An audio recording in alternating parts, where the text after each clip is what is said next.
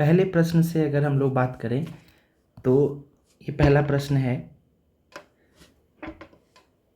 Which of the following pair is not correctly matched. निम्नलिखित जोड़ों में से कौन सा जोड़ा सही नहीं है। सबसे पहला ऑप्शन में कहता है कि भारत का कुल क्षेत्रफल, अगर भारत के कुल क्षेत्रफल की बात करें तो यह 3.28 मिलियन वर्ग किलोमीटर का है, अर्थात यह जो स्टेटमेंट है यह बिल्कुल सही है। उसके बाद अगर लैटिट्यूडनल एक्सटेंट मानी अक्षांशीय विस्तार की बात करें तो यह 8 डिग्री 4 मिनट से लेकर 37 डिग्री 6 मिनट तक है।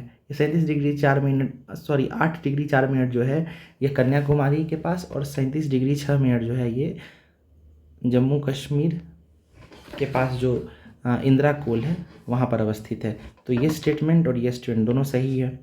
हमें नहीं पूछ रहा है कौन सा सही नहीं है, अर्थात हमें गलत ढूंढना है, तो ये दोनों सही है। उसका लॉन्गिट्यूडनल एक्सटेंट की बात करें तो भारत का देशांतरीय विस्तार जो है 68 डिग्री 7 मिनट पूरब से 97 डिग्री 25 मिनट पूरब तक है, यानी यह भी सही है। और भारत में अगर राज्यों की संख्या की बात करें तो यह 26 नहीं बल्कि 28 है, 28 राज्य हैं भारत में, तो ये स्टेटमेंट जो है हमारा गलत है, अर्थात हमारा डी जो है ऑप्शन यही सही उत्तर है। अगले प्रश्न की बात की जाए, देखिए यहाँ कहता है भारत में राज्यों की संख्या 28 है और केंद्र शासित प्रदेशों की अगर बात की जाए तो उनकी संख्याएं हैं 8। भारत का कुल क्षेत्रफल 3.28 मिलियन वर्ग किलोमीटर है और भारत की अक्षांशीय विस्तार 8 डिग्री 4 मिनट से 37 डिग्री 6 मिनट उत्तरी गोलार्ध तथा देशांतरीय विस्तार की बात की जाए तो यह 68 डिग्री 7 मिनट से 97 डिग्री 25 मिनट पूर्वोत्तर में है। उसके बाद दूसरा प्रश्न देखते हैं। कह रहा है कि भारत में राज्यों और संघ राज्य क्षेत्र की कुल संख्या के संबंध में निम्नलिखित में से कौन सा सही है। तो अगर इसमें जो ये प्रश्न पूछा जा रहा है सही बताना है तो आइए सबसे पहले हम इसके ऑप्शंस को देखते हैं। 28 राज्य, 8 यूनियन टेरिटरीज, 27 राज्य तो है नहीं, 30 भी नहीं है और 29 भी नहीं, अर्थात ये हमारा जो ए ऑप्शन है वही सही है। भारत में कुल 28 राज्य हैं तथा 8 केंद्र शासित प्रदेश हैं। अगले क्वेश्चन को देखें। भारत की अब स्थिति है, यानी हमें इसका लॉन्गिट्यूडनल और लैटिट्यूडनल एक्सटेंट ढूंढना है। देखिए यह बीपीएससी में कई बार पूछा हुआ प्रश्न है। इस क्वेश्चन को देखते हैं। 8 डिग्री साउथ से 37 डिग्री नॉर्दर्न लैटिट्यूड। देखिए भारत जो है वो पूरी तरह से उत्तरी गोलार्ध में है, तो यहाँ जो साउथ दे दिया गया है इस कारण यह प्रश्न पहले गलत हो जा रहा है। 8 डिग्री 4 मिनट नॉर्थ से 37 डिग्री 6 साउदर्न लैटिट्यूड, ये भी गलत है क्योंकि यहाँ भारत जो है पूरी तरह से उत्तरी गोलार्ध में है, तो यहाँ दोनों ही जगह नॉर्दर्न लैटिट्यूड्स होंगे। यहाँ देखते हैं 8 डिग्री 4 मिनट नॉर्थ से 37 डिग्री 6 मिनट नॉर्दर्न लैटिट्यूड से लेकर 68 डिग्री 7 ईस्टर्न से 97 डिग्री ईस्टर्न लॉन्गिट्यूड, ये सही मालूम पड़ रहा है। अगला देख लेते हैं। 8 डिग्री 4 मिनट साउथ, यहाँ साउथ नहीं यहाँ नॉर्थ होगा, तो इसी से पता लगता है कि ये गलत है, अर्थात सी हमारा सही आंसर है।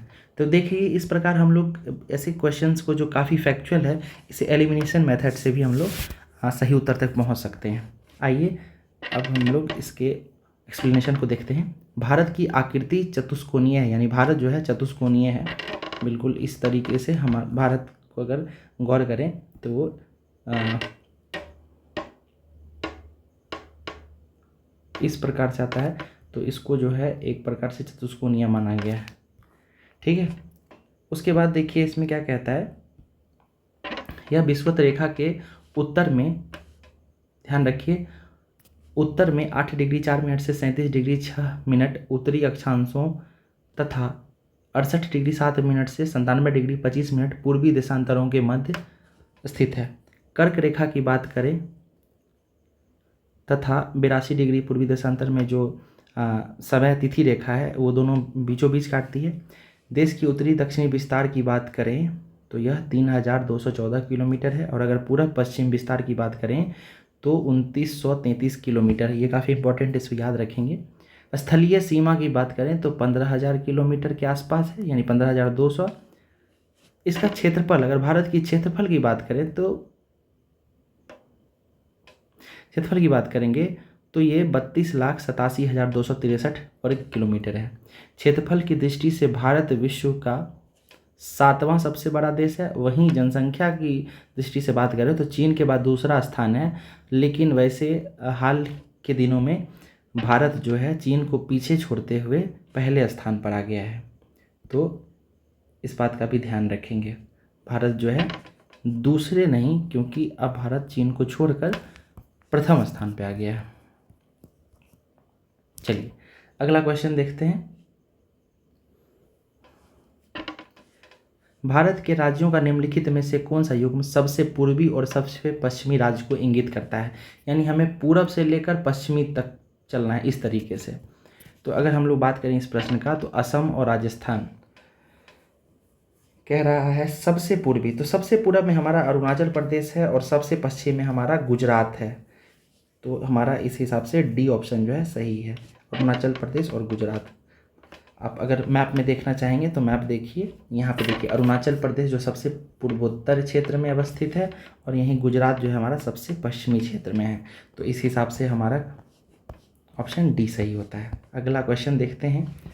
निम्नलिखित कथनों पर विचार करें।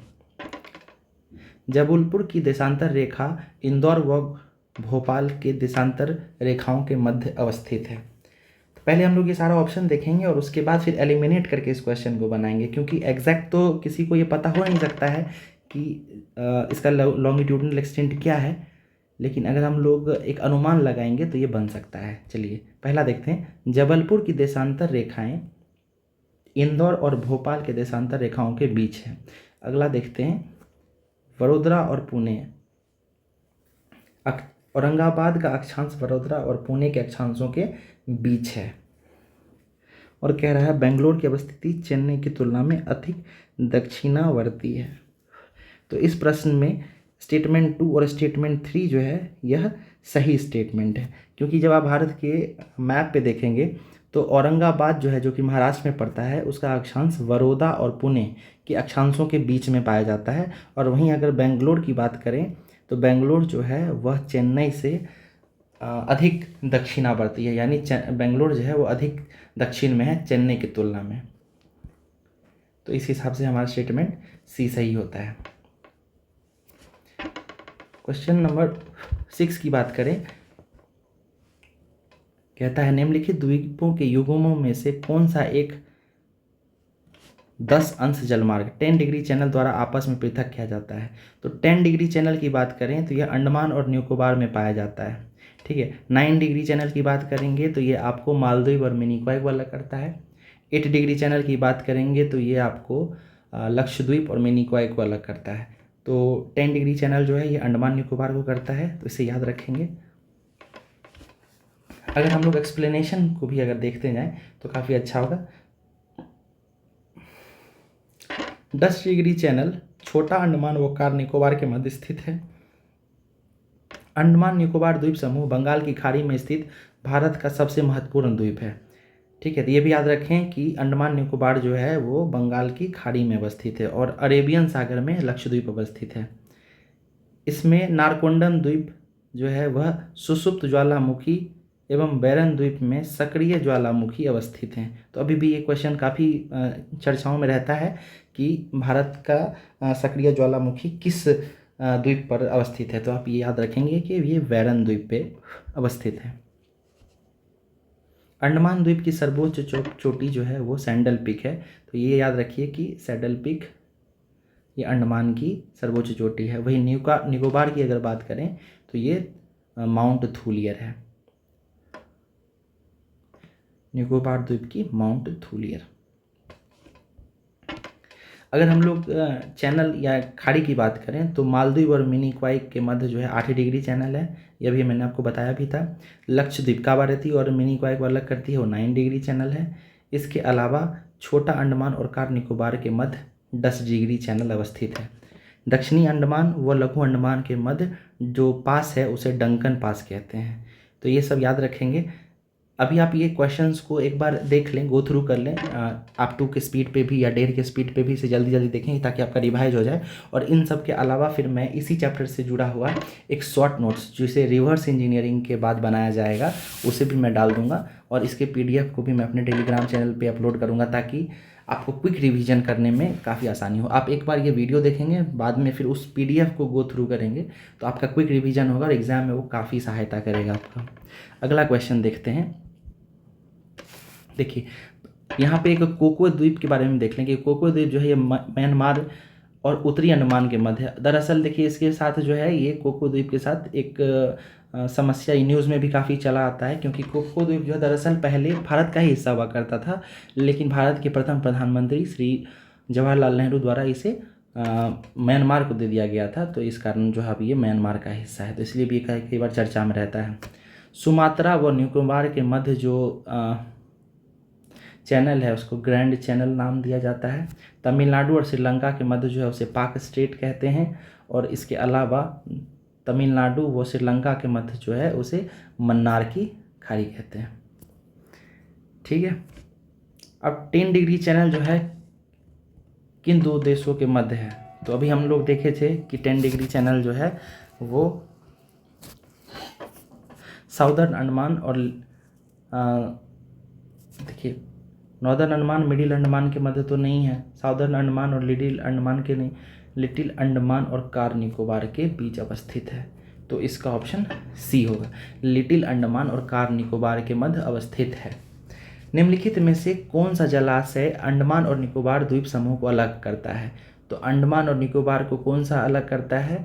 तो 10 डिग्री चैनल। अभी हम लोग देखे हैं ये लिटिल अंडमान और कार निकोबार के मध्य है, तो ये याद रखिए। 9 डिग्री चैनल कहाँ अवस्थित है ये पूछा है। 9 डिग्री चैनल अवस्थित है, अभी हम लोग ऊपर देखे थे, देखिए यहाँ हमने बात किया था यहाँ पे 9 डिग्री चैनल के बारे में। ठीक है, तो वही पूछ रहा है कि 9 डिग्री चैनल जो है वो कहाँ अवस्थित है। तो इजी है ये, तो कावारत्ती और मिनिकॉय के बीच है। उसके बाद यहाँ देखिए कहता है अमीन द्वीप तथा कावारत्ती के बीच है, कार निकोबार तथा ग्रेट निकोबार के बीच है, या अंडमान तथा निकोबार के बीच है। तो देखिए ये तो सिंपल है कि ये कावारत्ती और मिनिकॉय के मध्य है। और मिनिकॉय और मालदीव को कौन अलग करता है? तो वो 8 डिग्री चैनल है। ठीक है, इसे ध्यान रखेंगे। अगला देखते हैं, निम्नलिखित विशेषताओं के आधार पर राज्य की पहचान कीजिए। कह रहा है कि वो कौन सा राज्य है उसका पहचान कर रहा है। कर्क रेखा इस राज्य से होकर गुजरती है। ठीक है, तो कर्क रेखा भारत के 8 राज्यों से गुजरती है, यानी उस 8 राज्यों में से कोई एक होगा। चलिए आगे देखते हैं, इस राज्य का उत्तर दक्षिण में विस्तार अधिक है, यानी ये राज्य लंबा ज़्यादा है। इस राज्य की बांग्लादेश और म्यांमार के साथ अंतर्राष्ट्रीय सीमा है। तो अगर इन 3 राज्यों की बात करें, या तो त्रिपुरा या मिजोरम इसके साथ हो सकती है, और मिजोरम का जो है बांग्लादेश के साथ नहीं लगता है कोई भी सीमा, नागालैंड मणिपुर तो होगा नहीं, तो इसलिए इसका उत्तर ए त्रिपुरा हो सकता है। आइए देखते हैं इसका आंसर। जी माफ़ कीजिएगा, ये मिजोरम है। मिजोरम उपर्युक्त विशेषता मिजोरम राज्य की है। ठीक है, इसके एक्सप्लेनेशन को देखते हैं। उपर्युक्त विशेषताएं मिजोरम राज्य की है। इस राज्य से कर्क रेखा गुजरती है। मिजोरम इससे कर्क रेखा गुजरती है। इस राज्य का विस्तार उत्तर दक्षिण में अधिक है। मिजोरम राज्य की सीमा जो है बांग्लादेश, म्यांमार, त्रिपुरा, असम, मणिपुर से लगती है। 20 फरवरी 1987 को मिजोरम भारत का 23वां राज्य बना, जिसकी राजधानी आइजोल है। राजधानी याद रखेंगे, राजधानी कहाँ है? आइजोल है। यहाँ की सबसे लंबी नदी तलवांग है। तो ये भी याद रखें, कई बार पूछ देता है कि तलवांग कहाँ की नदी है, तो तलवांग से याद रखेंगे कि ये मिजोरम की नदी है। कह रहा है कि पूर्वोत्तर देशांतर और कर्क रेखा की मिलन बिंदु है। पूर्वी देशांतर और कर्क रेखा यानी ये कहाँ पे मिल सकती है? तो अगर इसके मिलन बिंदु की बात करें तो यह मध्य प्रदेश में मिलेगी, क्योंकि हम लोग याद करते हैं कि 82.5 डिग्री जो है वह और कर्क रेखा छत्तीसगढ़ में मिलती है। तो अगर हम उसे थोड़ा और इधर आएंगे, क्योंकि 80 डिग्री जो है वो थोड़ा और वेस्ट की तरफ होगा, तो वेस्ट में जो है हमारा मध्य प्रदेश पड़ता है, इसलिए इसका उत्तर डी होगा। देखिए एक्सप्लेनेशन देखते हैं। 80 डिग्री पूर्वी देशांतर और कर्क रेखा का मिलन बिंदु मध्य प्रदेश है। यह स्थान जबलपुर के उत्तर की ओर स्थित है। The latitudes that pass through Sikkim also pass through, कह रहा है कि सिक्किम से गुजरने वाला अक्षांश निम्नलिखित में से किस एक के साथ भी गुजरेगा। तो अगर इसकी बात करें तो अगर भारत का नक्शा देखेंगे आप तो आप पाएंगे कि राजस्थान और सिक्किम जो है वो एक ही रेखा पर अवस्थित है। जो कि देखिए इमेजिन करने में काफ़ी दिक्कत होता है हम लोगों को, लेकिन अगर आप नक्शे को देखेंगे तो आप समझ पाएंगे कि राजस्थान और सिक्किम एक ही अक्षांश पर है। आइए हम लोग मैप में एक बार देखने की कोशिश करते हैं। देखिए ये हमारा सिक्किम रहा, और अगर हम सिक्किम को जोड़ते हैं तो आप पाएंगे कि हमारा राजस्थान और सिक्किम जो है वो दोनों एक ही अक्षांश पर अवस्थित है। उत्तर प्रदेश भी आता है, लेकिन ऑप्शन उत्तर प्रदेश तो था नहीं, ये राजस्थान ही था, तो ये हमारा राजस्थान उत्तर हो जाता है। इस तरह नक्शे को, मैप को देखते जाएंगे तो ये काफ़ी इजी हो जाता है। अगला क्वेश्चन देखते हैं। निम्नलिखित में से कौन सा अक्षांश अधिकतम भारतीय राज्यों से होकर गुजरता है। तो अगर इस क्वेश्चन को देखेंगे 20 डिग्री, 22 डिग्री, 24 डिग्री और 26 डिग्री, अगर इसकी बात करेंगे तो 24 डिग्री जो अक्षांश है ये अधिकतर राज्यों से होकर गुजरेगा। ये 10 राज्यों से होकर गुजरता है। कौन कौन से राज्य हैं ये देखिए, तो इसमें गुजरात, राजस्थान, मध्य प्रदेश, उत्तर प्रदेश, छत्तीसगढ़, झारखंड, पश्चिम बंगाल, त्रिपुरा, मिजोरम, मणिपुर राज्य शामिल है। अगर 20 डिग्री की बात करूँ तो ये थोड़ा और ऊपर आ जाता है, तो यहाँ पे आपको राजस्थान मिलेगा, उत्तर प्रदेश मिलेगा, बिहार मिलेगा, असम मिलेगा और अरुणाचल प्रदेश मिलेगा। यहाँ कुल मिलाकर आपको 5 से 6 ही राज्य मिल पाएंगे, तो इस कारण ये नहीं हो पाता है। अगर 22 डिग्री की बात करें तो 22 डिग्री 23 डिग्री जो है बिल्कुल आसपास है, तो यहाँ से 8 राज्य, यहाँ से 6 राज्य गुजरेंगे। 24 डिग्री यहाँ से 10 राज्य गुजरता है, और 26 डिग्री जाए तो यहाँ से भी कम ही राज्य गुजरता है ना। तो इस वजह से आप अगर गौर करेंगे तो हमारा सही सबसे उपयुक्त उत्तर ये 24 डिग्री यानी सी ऑप्शन होगा। मैप में आप एक बार ये 24 डिग्री का लाइन खींच कर भी आप चेक कर सकते हैं। आइए हम लोग एक बार देख ही लेते हैं। भारत का नक्शा हमारे पास है। 23.5 डिग्री अगर यहाँ से गुजरता है तो थोड़ा और ऊपर आएंगे तो यहाँ से हमारा 24 डिग्री का रेखा गुजरेगा। तो अगर हम 24 डिग्री के रेखा को अगर यहाँ से गुजारते हैं इस तरीके से, तो आप गौर करेंगे कौन कौन सा, देखिए गुजरात आता है, राजस्थान आता है, मध्य प्रदेश आता है, उत्तर प्रदेश आता है, झारखंड है, बिहार है, त्रिपुरा है, मिजोरम है और मणिपुर है। इस प्रकार देख सकते हैं कि 10 राज्यों से होकर ये 24 डिग्री की जो रेखा है वो गुजरती है। काफ़ी बढ़िया क्वेश्चन था ये। बिल्कुल आपके जो नॉलेज है उसको जांच कर लेता है पूरी तरीके से। अगला क्वेश्चन देखते हैं। नीचे स्थानों के जो युग्म दिए हैं उनमें ऐसे युग्म कौन सा है जिसके दोनों नगर लगभग एक ही अक्षांश पर अवस्थित हैं, फिर भी उनकी वार्षिक वर्षा की कुल मात्रा का अंतर सर्वाधिक है। तो पहले तो ये देखना है कि कौन सा है जो दो एक ही अक्षांश पर अवस्थित है। एक ही अक्षांश पर अवस्थित होने वाले पहले हम लोग देखेंगे कि कौन कौन से शहर हैं, और फिर देखेंगे उनकी वर्षा की मात्रा में अंतर। ठीक है, तो पहली बात तो नागपुर और कलकत्ता ये बिल्कुल एक अक्षांश पर तो अवस्थित ही नहीं है। ठीक है, उसके बाद अगर हम लोग बात करें अजमेर और शिलोंग की तो ये हो सकता है। उसके बाद बेंगलोर और मद्रास की बात करें तो ये ऊपर नीचे है, ये भी अपना आंसर नहीं होगा। उसके बाद बम्बई और विशाखापत्तनम की बात करें तो बम्बई और विशाखापत्तनम भी अलग अलग है। यहाँ सबसे उपयुक्त उत्तर जो है सी हमारा अजमेर और शिलोंग होगा। ठीक है, तो 14 का अगर उत्तर देखें तो 14 का उत्तर है सी, क्योंकि अजमेर और शिलोंग जो है बिल्कुल एक ही अक्षांश पर है, और अजमेर चूँकि हमारा राजस्थान में आता है, डेजर्ट एरिया है, मरुस्थलीय क्षेत्र, वहाँ काफ़ी कम वर्षा होती है। और हमारा जो शिलोंग है वो मेघालय, वहाँ पे काफ़ी वर्षा होती है। शिलोंग मेघालय में ही एक स्थान है जहाँ चेरापूंजी और मोनसिनराम वाला इलाका, वहाँ विश्व की सबसे ज़्यादा मात्रा में बारिश होती है। तो एक बार हम लोग जो है इसके एक्सप्लेनेशन को देखते हैं क्या कह रहा है। राजस्थान का अजमेर शहर तथा मेघालय की राजधानी शिलोंग लगभग एक ही अक्षांश पर अवस्थित हैं। अजमेर तथा शिलोंग कर्क रेखा जो 23.5 डिग्री उत्तरी अक्षांश से होकर गुजरता है, 8 राज्यों से होकर गुजरती है। ऊपर लगभग 26 अक्षांश में स्थित है। एक ही अक्षांश पर अवस्थित होते हुए भी अजमेर तथा शिलोंग की वार्षिक वर्षा की मात्रा सर्वाधिक स्पष्ट अंतर है। अजमेर सहित पूरे राजस्थान में देश की न्यूनतम वर्षा होती है, जबकि शिलोंग सहित संपूर्ण मेघालय राज्य पहाड़ियों से घिरा होने के कारण देश का सर्वाधिक औसत वर्षा वाला राज्य है। ज्ञातव्य है कि भारत में सर्वाधिक वर्षा वाले 2 स्थान क्रमशः मोनसिनराम और चेरापूंजी मेघालय में ही हैं। तो याद रखिए कि भारत की सर्वाधिक वर्षा वाला जो स्थान है मोनसिनराम और चेरापूंजी दोनों यहीं अवस्थित हैं। अगला क्वेश्चन देखते हैं। यदि किसी भारतीय राज्य केंद्र शासित प्रदेश का अक्षांश और देशांतरीय विस्तार 15 डिग्री 48 मिनट नॉर्थ से लेकर 14 डिग्री 53 मिनट नॉर्थ और 74 डिग्री 20 मिनट 13 सेकेंड ईस्ट से 74 डिग्री 40 मिनट 33 ईस्ट है, तो निम्नलिखित में से वह राज्य या केंद्र शासित प्रदेश कौन होगा। तो आइए हम लोग अनुमान लगाते हैं। 15 डिग्री से 14 डिग्री की अगर बात कर रहा है तो ये नीचे का राज्य होगा, तो ये हमारा चंडीगढ़ और दिल्ली नहीं हो सकता। पहले ये 2 एलिमिनेट हो गया। उसके बाद अगर हम लोग 74 और 74 की अगर बात करें तो पौंडीचेरी जो है ये हमारा तमिलनाडु की तरफ पड़ता है, तो वो काफ़ी उधर चला जाता है, इस वजह से ये 74 नहीं हो सकता है। तो 74 डिग्री की अगर बात करें तो ये गोवा ही हो सकता है।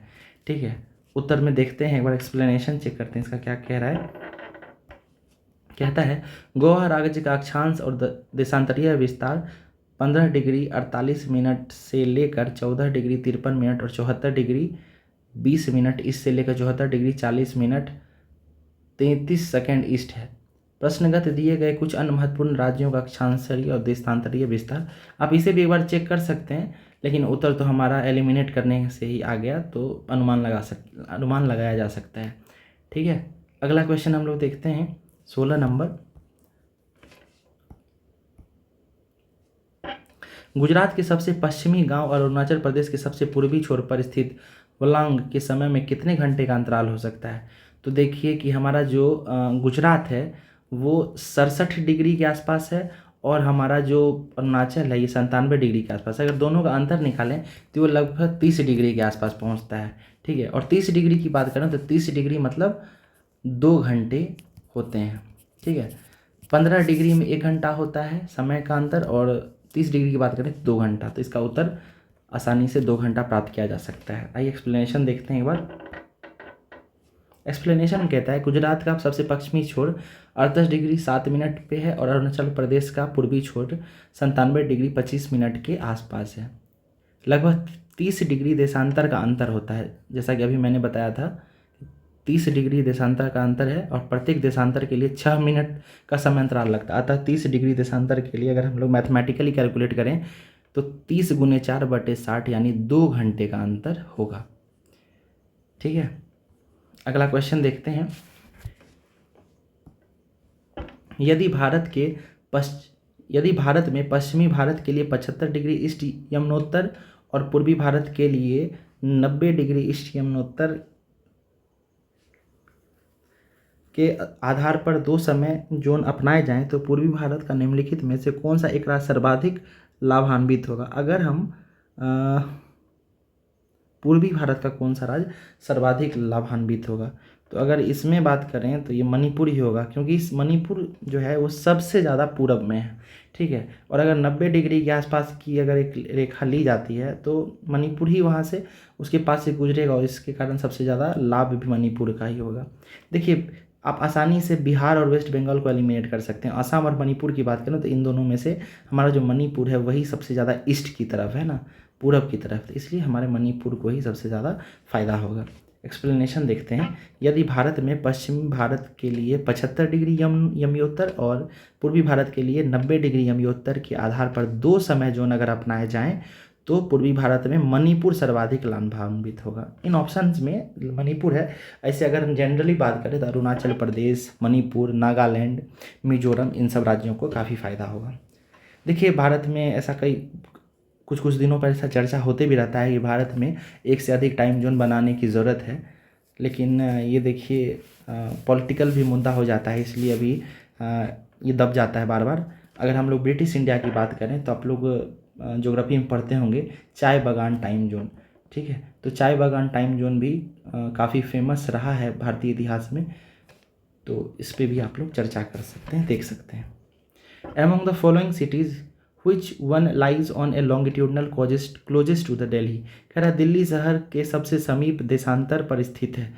दिल्ली देशांतर मतलब ये जो वर्टिकल लाइन होगा, तो अगर यहाँ पे दिल्ली है तो दिल्ली के ठीक नीचे यहाँ पर भी कौन सा शहर हो सकता है, ये पूछा जा रहा है। तो अगर ये बात करें तो हैदराबाद तो पूरब में हो जाएगा, पुणे भी उधर ही चला जाता है। नागपुर को देखें तो वो भी थोड़ा मध्य भारत की तरफ जाता है। ये बेंगलुरु जो है ये इसका सही उत्तर है।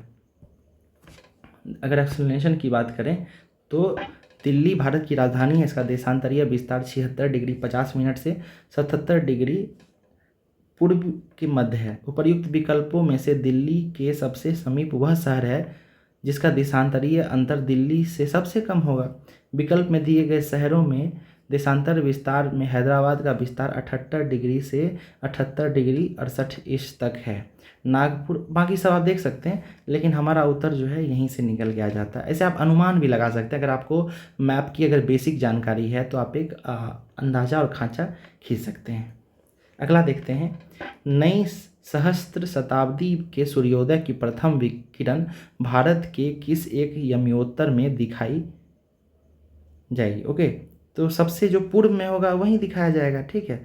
तो अगर आप इन सब का देखें तो 2 डिग्री 30 ये तो भारत में है ही नहीं, ठीक है। उसके बाद ये भी नहीं है, क्योंकि देखिए वेस्ट वेस्ट है, दोनों कैंसिल हो जाएगा। इन दोनों में बात की जा सकती है तो देखिए 82.5 डिग्री हमारे उत्तर प्रदेश से गुजरती है, और ये जो 90 डिग्री 30 मिनट ईस्ट है ये हमारा अरुणाचल प्रदेश के पास से गुजरेगी। तो सबसे पहले तो ये अरुणाचल में ही दिखेगी, तो इसलिए हमारा डी ऑप्शन जो है सही हो जाएगा, ठीक है। तो अगर हम लोग इससे एक्सप्लेनेशन की बात करें तो भारत का विस्तार 8 डिग्री 4 मिनट उत्तर से 37 डिग्री 6 मिनट उत्तरी अक्षांश तथा 68 डिग्री 7 मिनट पूर्व से 97 डिग्री 25 मिनट पूर्व देशांतर तक है। चूँकि सूर्योदय पूर्व दिशा में होता है ना, सूर्योदय जो है वो पूर्व दिशा में होता है, अतः नई सहस्त्राब्दी का सूर्योदय भी पहली किरण भारत के पूर्वी दिशा में ही आएगा, ठीक है। और भारत के अंडमान निकोबार द्वीप पर स्थित कटचल नामक स्थान जो है सहस्त्राब्दी के सूर्योदय की पहली किरण देखी गई। कटचल द्वीप का विस्तार 90 डिग्री 30 मिनट पूर्वी देशांतर यमोत्तर है। साथ ही न्यूजीलैंड के पीटर्स द्वीप पर भी यह किरण दिखाई दी थी। तो हमारा उत्तर जो है 92 डिग्री 30 मिनट ईस्टर्न लैटिट्यूड है। अगला देखते हैं, tropic of cancer does not pass through which state? तो देखिए इस क्वेश्चन का उत्तर देने के लिए आपको ये पता होना चाहिए कि ट्रॉपिक ऑफ कैंसर जो है भारत के 8 राज्यों से होकर गुजरता है, ठीक है। उसमें से गुजरात, राजस्थान और त्रिपुरा, ये तीनों से गुजरता है, लेकिन ये अरुणाचल से नहीं गुजरता है, इसलिए हमारा उत्तर जो है यही होगा डी, ठीक है। डी हमारा उत्तर हो जाएगा। अगला क्वेश्चन देखते हैं। अब पहले ये देख लीजिए कि 8 राज्य कौन कौन से हैं, ठीक है। तो 8 राज्य हैं गुजरात, राजस्थान, मध्य प्रदेश, छत्तीसगढ़, झारखंड, पश्चिम बंगाल, त्रिपुरा और मिजोरम, जबकि अरुणाचल, मणिपुर, नागालैंड इन सब से यह नहीं गुजरता है, ठीक है। अगला क्वेश्चन देखते हैं। भारत के निम्नलिखित राज्यों में से उन्हें पहचानिए जहाँ से कर्क रेखा गुजरती है और उन्हें पूर्व से पश्चिम क्रम में लगाइए। तो कर्क रेखा पहले गुजरती कहाँ से? देखिए गुजरात से गुजरेगी, वेस्ट बंगाल से भी, उत्तर प्रदेश से, झारखंड से, मध्य प्रदेश से, बिहार से देखिए नहीं गुजरती है, और छत्तीसगढ़ से गुजरती है, ठीक है। तो पहले तो ये 6 जो जिसमें है उसको काट दीजिए। देखिए 6 यहाँ भी है, यहाँ भी है, यानी इन दोनों से नहीं गुजरेगी। उसके बाद देखिए बाकी राज्यों के पूर्व से हमें पूरब से पश्चिम लगाना है। पूरब से अगर पश्चिम लगाएंगे तो सबसे पश्चिम में हमारा गुजरात पड़ेगा, तो गुजरात सबसे लास्ट में आना चाहिए। देखिए यहाँ भी है, यहाँ भी, चलिए ठीक है। 2 सबसे पहले, यानी अरुणाचल प्रदेश, वेस्ट बंगाल इसमें से सबसे पहले आएगा, ठीक है। उसके बाद 5 मध्य प्रदेश, या फिर 4 झारखंड। देखिए झारखंड पहले आता है, मध्य प्रदेश बाद में, पूरब से अगर देखें तो, इसलिए हमारा उत्तर जो है ये 2 4 7 5 1, यानी वेस्ट बंगाल, झारखंड, मध्य प्रदेश, छत्तीसगढ़, मध्य प्रदेश और फिर गुजरात, इस तरीके से होगा। तो काफ़ी आसान है, अगर आपको मैप की अगर थोड़ी जानकारी है तो बना सकते हैं। कितने भारतीय प्रदेशों से होकर कर्क रेखा गुजरती है? इस क्वेश्चन का आंसर मैं नहीं दूंगा, वैसे आप लोग देख चुके हैं। इस क्वेश्चन का आंसर आप लोग कमेंट बॉक्स में दें, कितने राज्यों से होकर गुजरती है। काफ़ी आसान क्वेश्चन है, और आप लोगों को अगर इसे 8 राज्यों को याद करने का अगर कोई ट्रिक है तो वो भी आप कमेंट बॉक्स में डाल सकते हैं, ताकि बाकी लोगों को भी सहायता हो। तो इस प्रकार हम लोग आज 22 क्वेश्चन को देखे हैं। मुझे नहीं लगता कि इस सब चैप्टर से जितने भी क्वेश्चन पूछे गए हैं भारत के विभिन्न कॉम्पिटिटिव एग्जाम में, वो सब हम लोग डिस्कस कर चुके हैं। और अगर इस चैप्टर से कहीं से सवाल आता है तो मुझे लगता है कि आप लोग बना पाएंगे। बाकी देखिए, इस जो लेक्चर है इसको आप बार बार रिपीट करके देखें, रिवीजन करें, स्पीड बढ़ाकर देखें। अभी शुरुआती समय है, इसलिए मेरा भी प्रेजेंटेशन बहुत अच्छा नहीं है, हो सकता है धीरे धीरे इसमें भी सुधार आएगा। बाकी मैं भी क्या करूँगा कि इसके साथ जो है रिवर्स इंजीनियरिंग करके इसके जो आंसर्स हैं उससे मैं एक शॉर्ट नोट्स बनाकर इसे मैं यूट्यूब पे भी और बाकी फिर टेलीग्राम चैनल पे भी अपलोड करूँगा, ताकि एग्ज़ाम के टाइम में जो हमारा एग्ज़ाम के दिन होगा उस दिन हम लोग क्विक रिवीजन, जो लास्ट वीक होगा उस समय क्विक रिवीजन कर पाएँ, इन सब टॉपिक्स को फटाफट देख सकें। ठीक है, क्योंकि देखिए ये PDF जो है काफ़ी बड़ा है, वैसे मैं इस PDF को भी अपलोड करूँगा, और ये PDF काफ़ी 700 पन्नों का है, तो इसे रिवीजन करना मुश्किल, बहुत नामुमकिन जैसा हो जाता है एग्ज़ाम टाइम में। अगर मैं इसे शॉर्ट में, ब्रीफ में अगर 20-25 पेज में एक शॉर्ट नोट बना दूँ और फिर वहाँ आप लोग को प्रोवाइड करा दूँ, तो आप क्विक रिवीजन करके जा सकते हैं, कंप्लीट रिलाई कर सकते हैं आप इस PDF का जो मैं बना के दूँगा। ठीक है, तो फिर मिलते हैं अगले चैप्टर में, ज्योग्राफी में, और इसी के तरह मैं अलग अलग विषयों के भी अन्य लेक्चर्स लाऊँगा, और PYQ देखेंगे हम लोग सभी, और उसके बाद एक बढ़िया रिवीजन हो जाएगा। तो मिलते हैं अगले लेक्चर में। Thank you.